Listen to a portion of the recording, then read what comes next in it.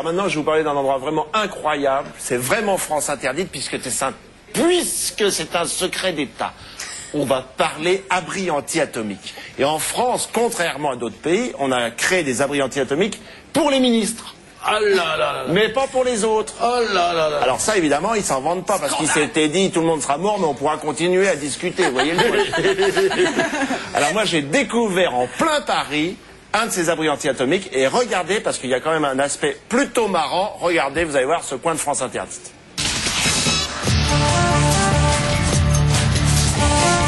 Le monde entier connaît la Tour Eiffel, mais personne ne sait qu'à 2 pas de ce symbole, Paris cache un étrange vestige de la guerre froide. Nous sommes en plein Paris, devant le bâtiment du laboratoire des ponts et chaussées. Et savez-vous ce qu'il y a à 30 mètres sous terre? Un abri anti-atomique. Il a été fabriqué en même temps que l'immeuble. Je vais vous montrer l'endroit. Personne ne le sait, car cet abri anti-atomique était classé secret défense. Voilà, ça se situe dans les sous-sols.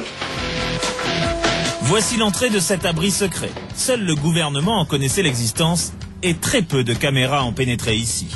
Depuis 1982, fin de la guerre froide, ce site n'est plus classé secret défense. Son entretien a été abandonné aussi par la suite et il n'a plus lieu d'exister. En cas de guerre nucléaire, le ministre des Transports se serait réfugié ici avec ses 300 collaborateurs pour diriger les communications routières et ferroviaires de toute la France. Malgré que cet abri pouvait recevoir 300 personnes, 4 robinets, une douche assez rudimentaire, un robinet, une poire et un petit caniveau qui rejoignait l'écoulement central. Pas très confortable pour 300 personnes.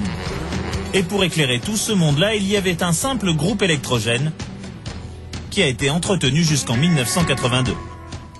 Il a fonctionné 19 heures, heureusement. Mais ce n'est pas tout. Pour renouveler l'air dans cet abri anti-atomique, on avait imaginé un système plutôt rudimentaire. Les gens s'installaient et puis pédalaient. En cas de guerre, 8 personnes auraient pu pédaler en permanence pour faire respirer les 300 autres. Le retour de France. Ce système évitait l'asphyxie, mais il n'aurait pas été suffisant en cas de panne du groupe électrogène.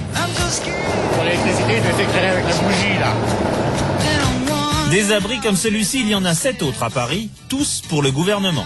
Il y a moins de 20 ans, on pensait encore qu'ils pouvaient sauver la France. Aujourd'hui, on a quelques doutes.